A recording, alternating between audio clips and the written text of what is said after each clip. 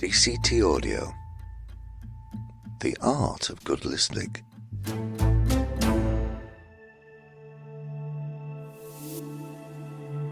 You're listening to a podcast on the Audio Boom Network. This is A Mindful Life with me, Dave Thomas. Thank you for downloading this edition of the programme. I do hope you enjoy it.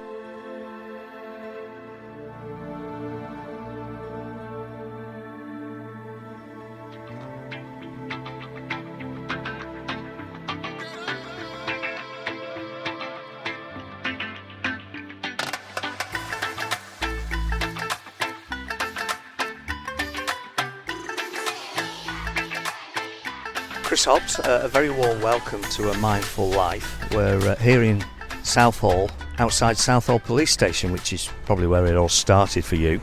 So you can just give us a brief summary of your policing career, if you wouldn't mind. Yeah, sure. This is where it all began. Southall Police Station, still open, but not to the public, unfortunately. Came here from training school.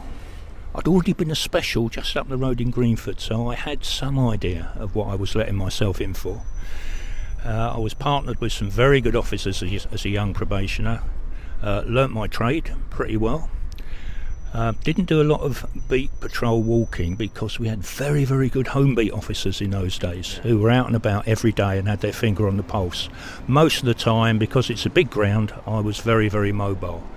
But I went to all sorts of calls, picked up a lot of knowledge. But also in my time as a young probationer and just after, we had 2 riots in Southall, which I'm sure we'll talk about later. But it's a good place to learn your craft. It's a town that is heavily Asian, has been for decades. All sorts of things going on in terms of policing, but a community that generally is quite supportive, but has been through some difficult times, which I'm sure we'll look at a little bit later on.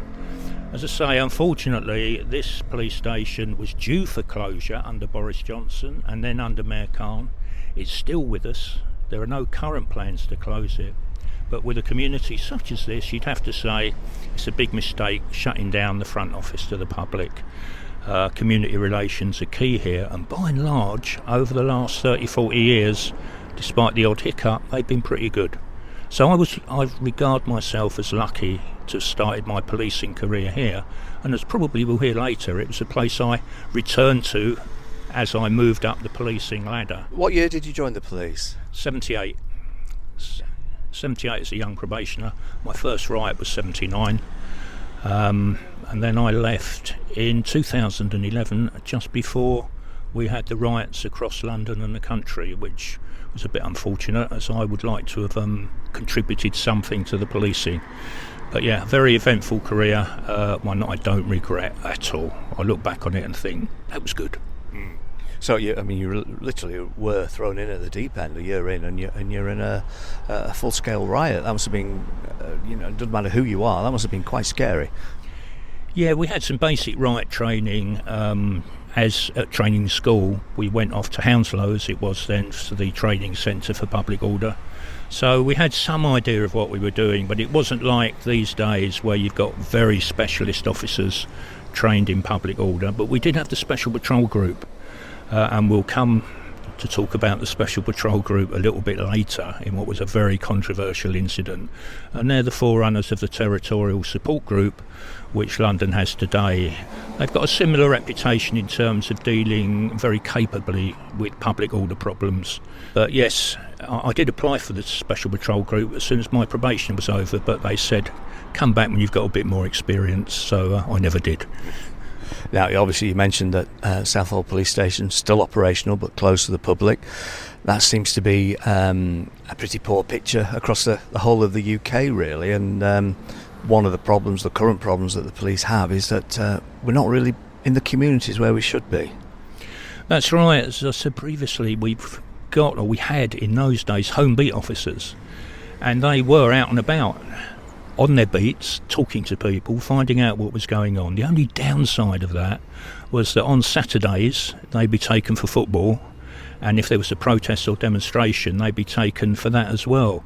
In those days, you didn't have to be public order trained to deal with these particular events. You do now. So that was a bit of a loss, but by and large during the week they'd be out and about on their beats, talking to people, keeping their finger on the pulse of what's going on, and sadly we've lost that, and we're going to struggle to get it back. Okay, well, we're going to have a bit of a track down memory lane through Southall, and we'll talk a bit more about your career as we go.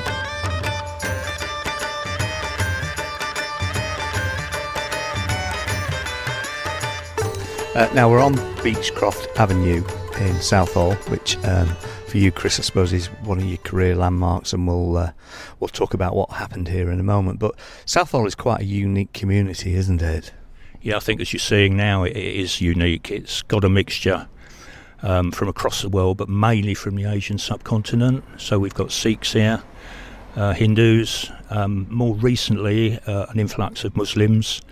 There have been over the year tensions, but by and large the police have coped very well with those tensions, and possibly we'll talk more about those a little bit later. But it is unique. It's unique across the world, I think, and it's unique certainly on the Indian subcontinent. Everyone knows Southall. It's full of energy, Southall, as I think you're seeing at this moment in time. Lots of businesses. It survived various recessions and economic crises. By and large, the people are supportive of police and have been over the years, but it's had its moments of tension, which I'm sure we'll talk about later. But I thoroughly enjoyed my time here as a PC, and coming back as a detective sergeant, where I spent a lot of time when I was in Special Branch. Made a lot of friends here, a lot of good people here, but as I say, it does have its challenges, but an exciting place to live, exciting place to work. And one of those challenges happened on this road, and we're going to talk about that now. Yeah, it was 1979, if my memory serves me correctly. There was the National Front booked Southall Town Hall to have an election meeting. Now, the council weren't too happy, neither were the police, but it wasn't possible legally to stop it back in those days.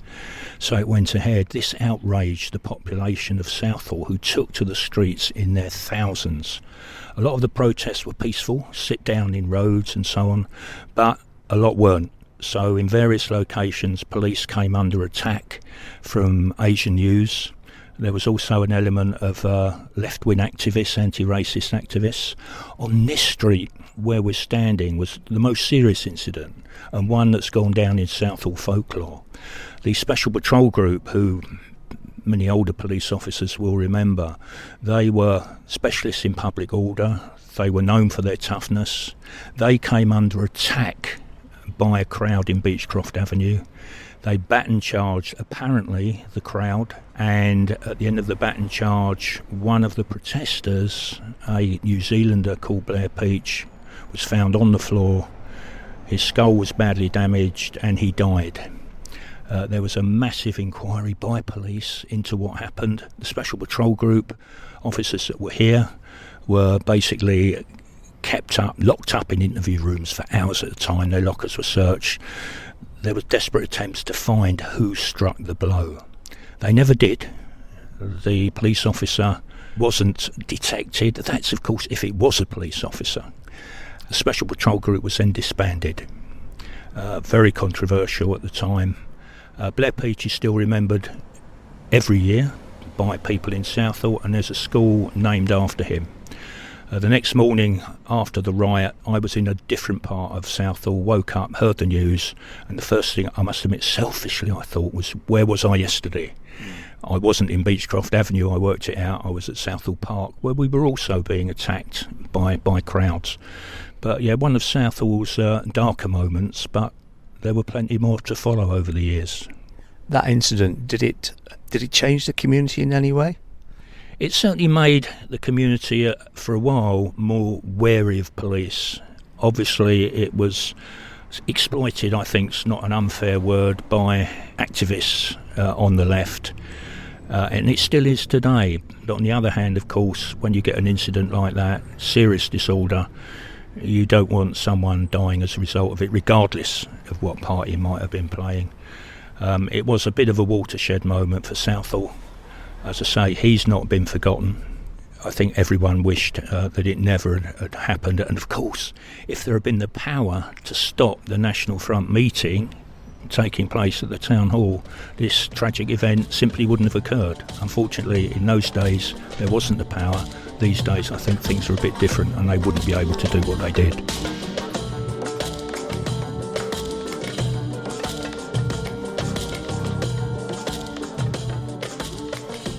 Okay, well, we've fast forwarded to 1981, Chris, and another memorable incident in your policing career. Just tell us where we are and what happened. Yeah, I was actually in my first week on the crime squad, which is a plainclothes unit, proactive. So I'd sort of been asked to go on it. So I was in plainclothes. We just finished the week on the Friday, and we heard there's trouble in the Broadway. So we came down to the Broadway. There was trouble, and myself and my companion had to rush back and put our uniforms on. But what happened was in this particular pub where we're standing by now, there was a concert, but it was a skinhead concert, a skinhead group who were known to be far right. So they were performing. We didn't know anything about this, but the local populace of Southall, the youngsters, the youth, did know about it. So what happened was you had skinheads coming down the Broadway. You had them actually causing some damage. The Asian youths knew they were coming. They were plotted up in snooker halls and so on around the borough. They came out, and straight away there was problems around this particular pub. So myself and my colleague rushed back. I had to go back home, change into uniform, rush back in the chief superintendent's car that we borrowed, and we came through the rioters, and not surprisingly they started throwing things at the car. Luckily, in front of us there was a fire engine that took the bulk of the missiles. So we got to this pub. There was a sort of a police line across. The Asian youths were gathering and they were beginning to throw stuff. It developed into a full-scale riot known as the Hambra Tavern Riot. We brought in police from all over West London, and of course they were in flat caps. They weren't equipped for a riot. So there was a police line. Luckily a coach arrived, a police coach that had some shields on it, so we were able to use those shields.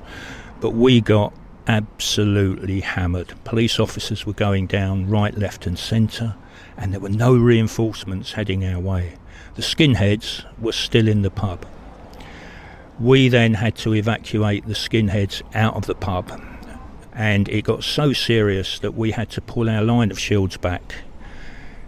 In front of our line of shields was that police coach, driven by a civilian driver who kept his coach in front of our diminishing police line and took the brunt of the missiles. He later got a bravery award. A sergeant then took over from him, reversing the police coach back as we were retreating. The police coach went past the pub. Eventually it got too dangerous for him. He had to jump out. The youths commandeered the police coach and drove it into the pub, crashed it into the pub. By this time the skinheads had been evacuated out of it, as I said. They then set fire to the police coach. The police coach then set fire to the pub. So you had this huge blaze going on as we were getting hammered. We managed to push the skinheads back, the Asian youths back down the Broadway. Then I got hit in the back of the head by a brick and got knocked out. Was taken back to the bridge that we're standing by now. I bravely went back to the front line when I recovered. And by that time the Asian youths were dispersing. But it was a massive event. The following week there were riots across the country, including another one in Southall, but we were better equipped to deal with it. Toxteth, people may remember, also went up. Problems all over the place 7 days later. It didn't massively damage relations with the local community, strangely enough. In fact, when the riots had subsided and the pub was on fire, we had local people coming out, offering us cups of tea, asking us whether we were all right, did we want to come and have a rest in their lounge. So we did get quite a lot of sympathy from a lot of locals. The local politicians said this is absolutely disgraceful.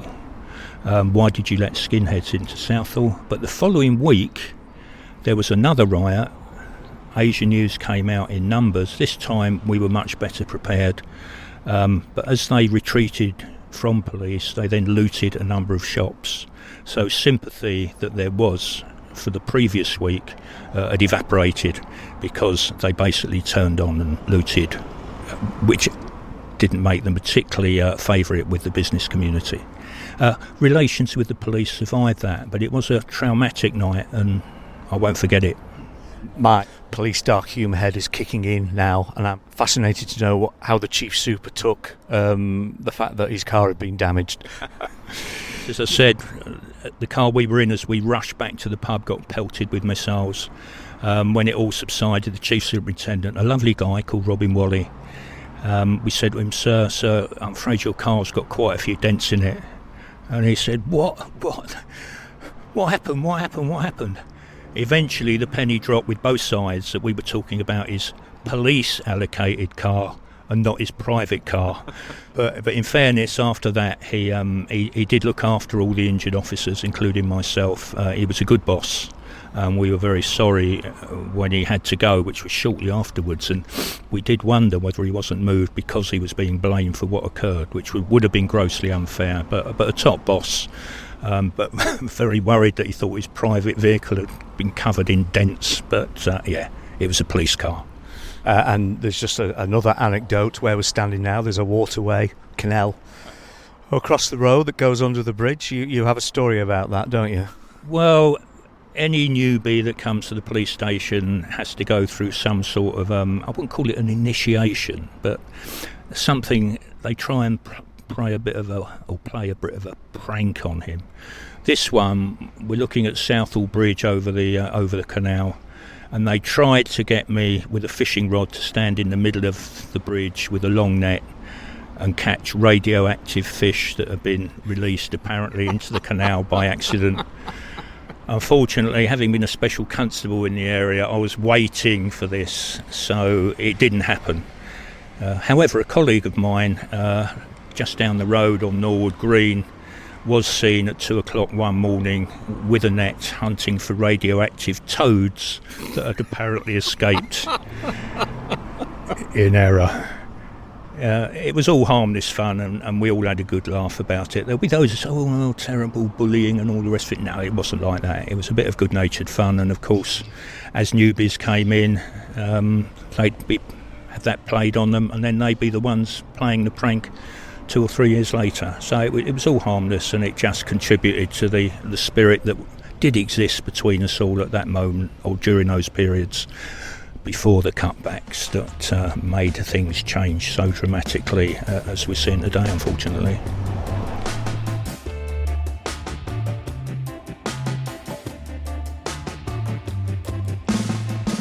So around 1983, we think that you looked for promotion within the police service.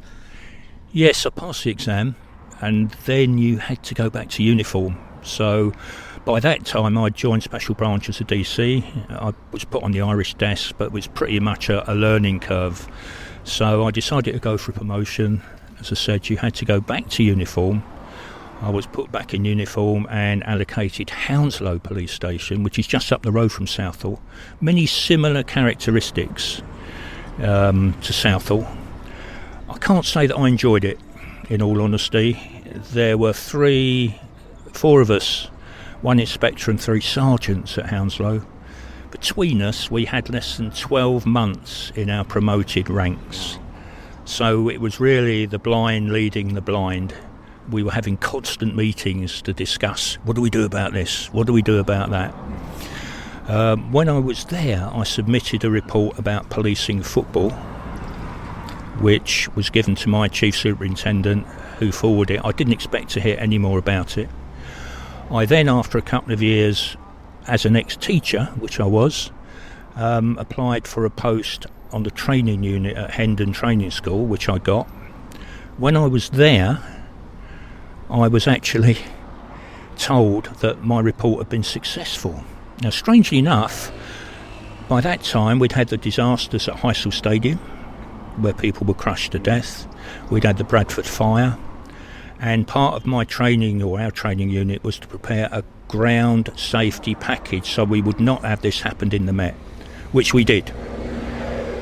At the same time, I was told my report had been accepted about suggestions for policing football, and one of those suggestions, why don't we send uniform officers that police grounds in London on a regular basis, why don't we send them to away games in uniform to liaise with the bosses, say in Manchester or Liverpool, and also because the fans who were travelling to away games, including hooligans, would know who those individuals were. We called them spotters. So I spent a season with Chelsea going around the country to various football grounds, liaising with the police, talking to the hooligans who got to know me, and it worked. The next season, just about every club in London had spotters out travelling the country. I then put in another report saying, why don't we do this for England away games? Initially they said no. A little while later, when I was back in Special Branch, they said yes, and I got a phone call saying, we're going out to Germany, it was your idea, come with us, be part of this spotting team. Unfortunately, I was stricken with gastroenteritis at the time, lost about 2 stone in weight, had to decline the offer, and they never asked me again.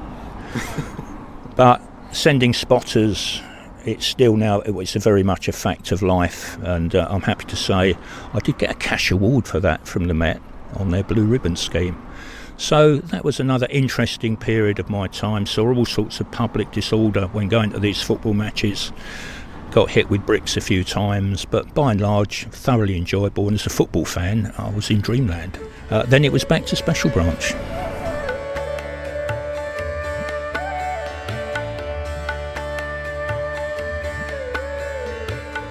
So we're walking back down into the town centre along Broadway.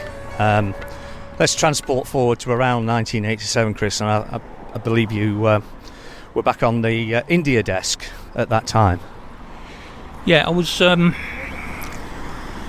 when I went back to Special Branch as a DS, I was put on the Indian desk. It was all a little bit of a mystery, but I knew Southall, so that was a big plus. Initially, they wanted me to cover the East End of London, which is where I'm from originally.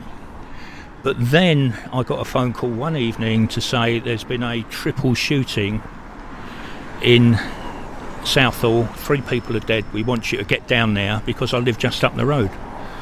So I rushed down there, and it was 3 Sikhs who were regarded as heretics by Sikh extremists. Now by that time we'd had the storming of the Golden Temple by the Indian Army to get rid of Sikh militants, that's in the Punjab, and we'd had the shooting of Indira Gandhi by her Sikh bodyguard. So what we had in parts of India was a virtual civil war that in fact moved to the streets of Southall. So the 3 who were shot dead were holding a religious meeting, and the congregation jumped on the 2 gunmen and detained them until police arrived. But this was a major incident, obviously. I went down, the anti-terrorist squad were investigating the shooting. I went around talking to lots and lots of people, and I got to know people who basically became good friends for life. And I got my finger on the pulse, and that was it. Because I lived so close, I then spent an awful lot of time in Southall during periods of tension. A lot of it involved a big Sikh temple in Southall that we're going to go down to later on. But there were tensions there between the rival Sikh groups, the Sikh extremists who wanted to control the temple because it was a source of money, and the moderate Sikhs who didn't like the extremists and wanted to control the temple as well. So there was huge tension in Southall that the police had to cope with. By and large they coped with it well, and in the meantime, because I was the man from Scotland Yard, be it in the suit, people talked to me. So that enabled the police really to keep a finger on the pulse of what was occurring. But yeah, periods of tension, but ones where I made a lot of good contacts and a lot of good friends.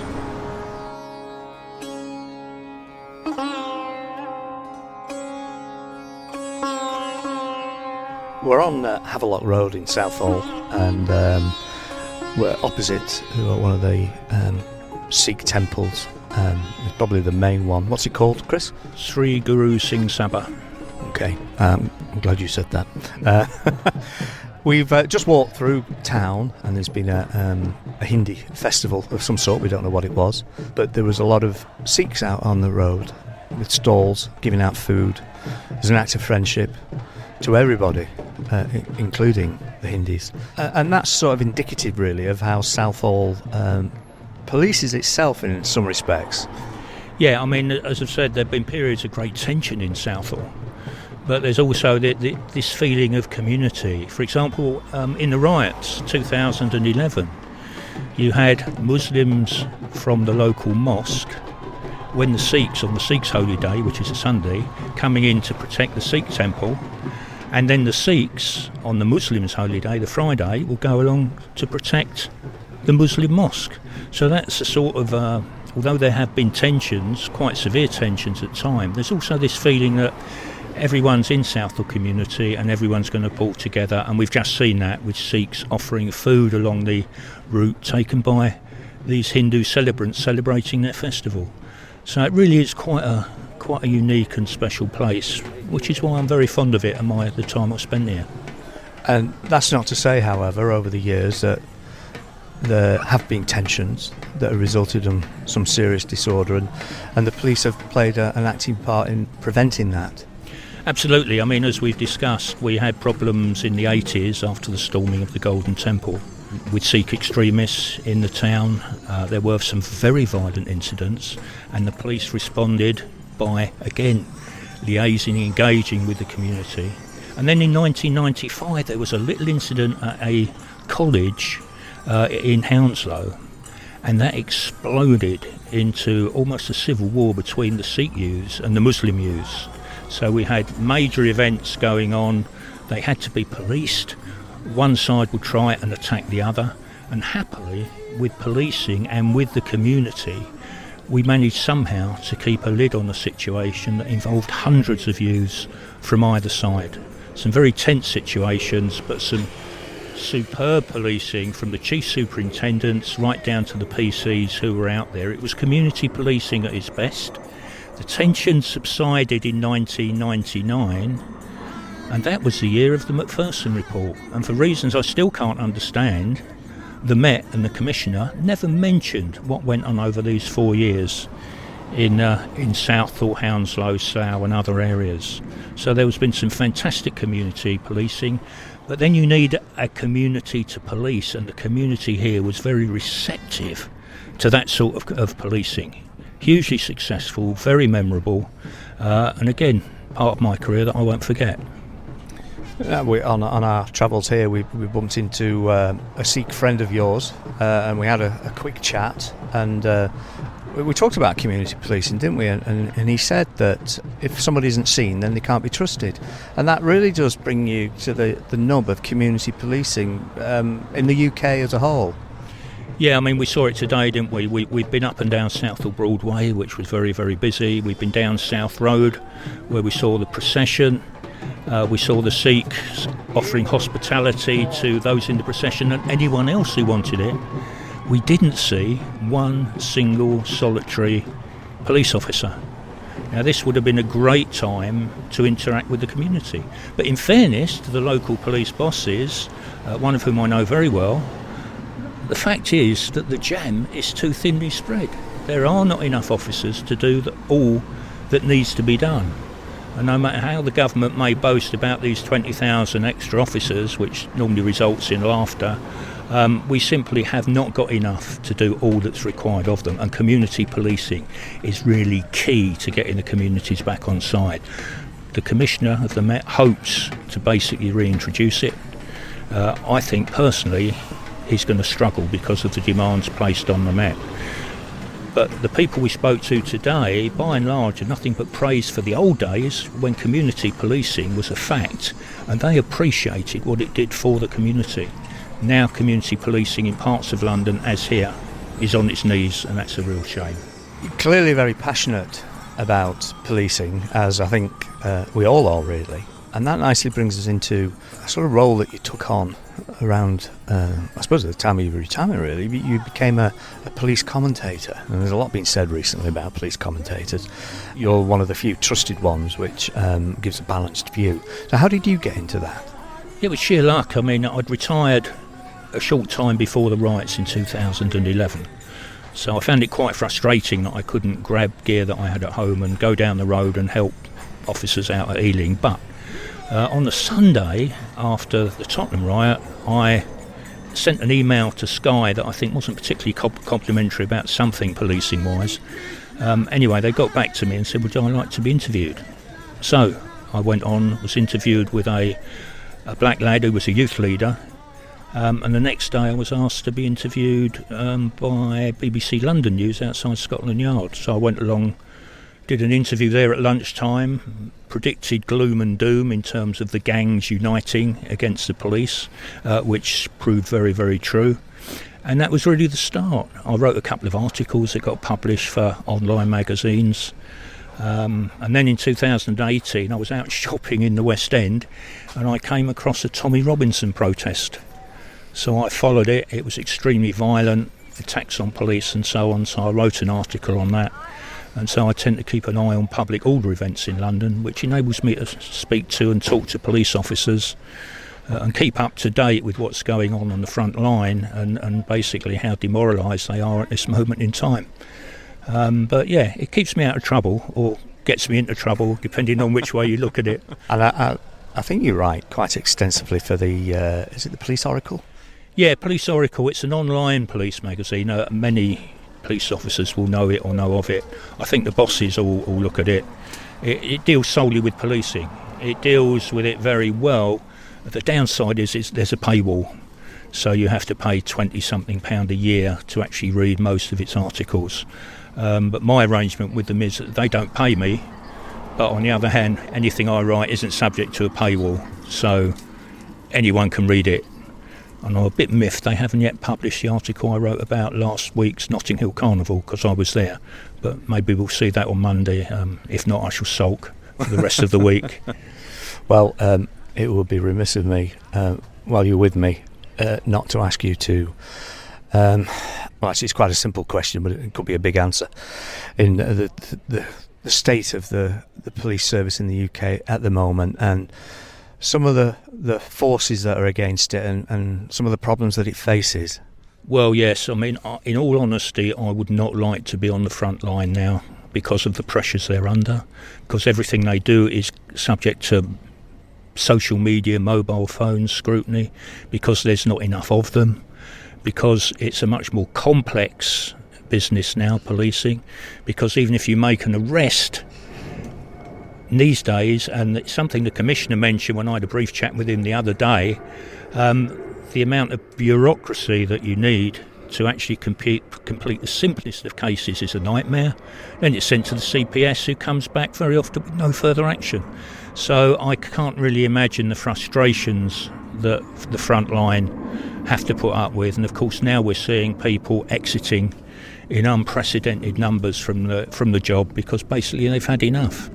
It really needs the bosses to get hold of the situation, put a bit of pressure on government, and let's try and make life easier and support those guys and girls on the front line, because really it is a very, very tough existence for them. I don't envy them, and considering what they've got to put up with, they really do a fantastic job, but the odds really are stacked against them.